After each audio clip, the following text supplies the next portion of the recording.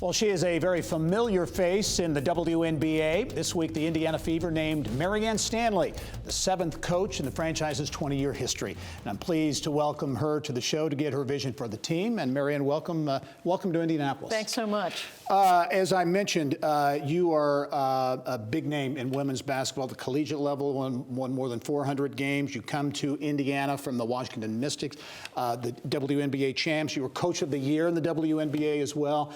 Talk about a little bit about your background before you got here. I want to get a thumbnail sketch. Well, I've spent a lifetime in basketball. Mm-hmm. Let's say that. And between college and professional, I've coached close to 40 years in the game.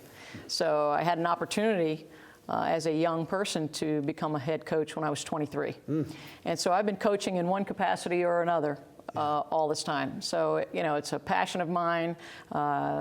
It's something that I just couldn't be more thrilled to bring my resume, myself, my experience here to Indiana and to help the Fever organization. I'm just tickled pink to be here. Well, you and I were talking off camera, and you mentioned you think about your start in women's basketball. And you talked about Birch Bayh, former senator here from Indiana, and his role in Title IX legislation, which really, enabled a lot of this to take place. Absolutely, Gary. Without Birch Bayh, native son to Indiana, I wouldn't be sitting here. I wouldn't have had the opportunities in my lifetime as a college player and certainly as a coach to feel like there's an equal playing field.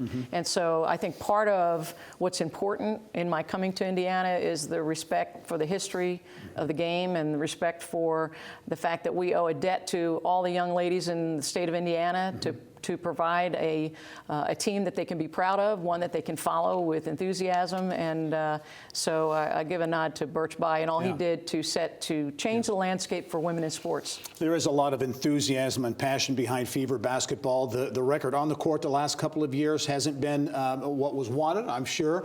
What do you see as opportunities for the team on the court as you get into this new role? Well, as I looked at the team and kind of evaluating this opportunity, I was struck by several things. First of all, you have a good core group of people, good core group of players, very talented, some young players mixed in with some veteran players. And I think there's just an immense ceiling, an opportunity to just keep getting better and better. And knowing the history and the legacy that is here, of course, that connection with Tamika Catchings as a player. There's a history of championships here at Indiana. You won a championship in 2012, went to the finals in 2015. It's not that far removed. And so the challenge is to take this young group that finished last year strongly. They finished the last 13 games with a 7-6 record, so they're on the upswing, and to help them build a winning culture, a championship culture and chemistry.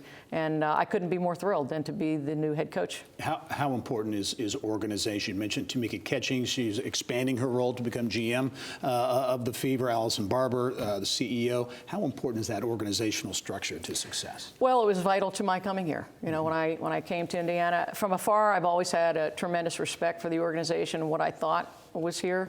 But when I visited, I was immediately struck by the passion and the commitment of both Tamika and Allison on the basketball side of things, but also of the Simon family. I'm tremendously impressed that the Simon family has invested in girls and women and women's professional basketball here in Indiana. And I couldn't be more thrilled than to be a partner with Steve and his family and Rick Fuson to represent the Indiana Fever and to take this next chapter in the exciting book of Indiana Fever basketball. All right, Marianne Stanley, welcome, the 7th head coach of the Indiana Fever.